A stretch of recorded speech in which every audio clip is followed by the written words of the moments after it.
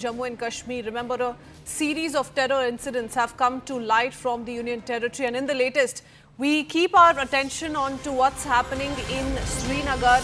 We're learning two CRPF soldiers and cops have sustained injuries in the encounter which is underway at Srinagar. In fact, sources say one terrorist has also been neutralized in the latest. Now remember, we've been telling you about the several encounters that have been ongoing from Bandipora to Anantnag to capital Srinagar. We've seen these incidents come to light from the valley, and in the latest, in the breaking news update, that we have two CRPF soldiers, cops have sustained injuries in the encounter in Srinagar. I want to go across to Ishan Vani joining us with more details. Ishan, tell us a little bit about what's come to light from Srinagar in the latest. Well, what we know so far is that the operation has concluded and there has been one body which has been spotted near the encounter site. This is what the sources in the police have told us. It was in the morning that they received information about presence of militants, and initially JNK police and CRPF swung into action. You will notice here behind me there is a complete, cordon that is still intact.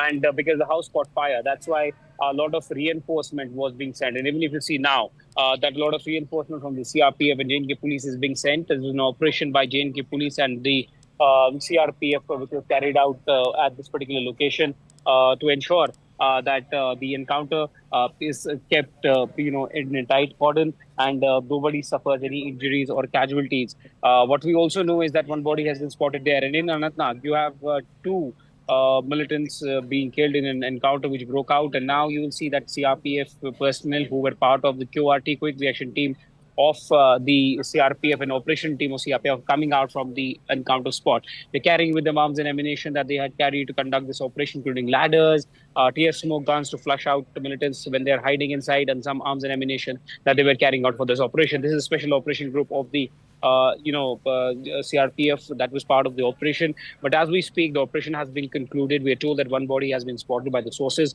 and this is an operation that has taken place in Srinagar city after 2 years. And one of the houses has caught fire there, and that is where the militant is believed to be hiding. Given the fact that it is a close vicinity, the houses are adjacent to each other. That's why it took some time for the forces to actually get on to that particular area. And, for a long time, they tried to attack through using grenades, using machine guns and other equipment. But now, it seems that that didn't work. And then later on, the house caught fire.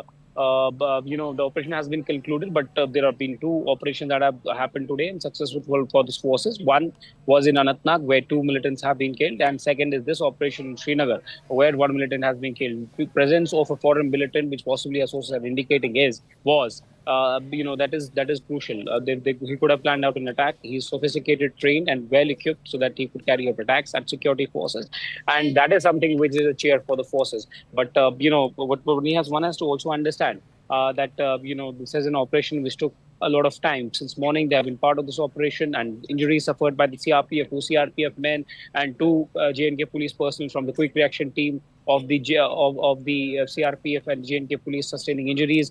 But overall, two operations taking place yesterday. There were attacks on two non-locals, and two non-locals were injured when they were shot at in Badgam. And then you also had, gunfire being drawn towards this army camp in Bandipora district. But there were no injuries, but search operation was not there. Of course, yes, there is an increase in the number of search operations or anti-militancy operations in Kashmir in the last couple of days.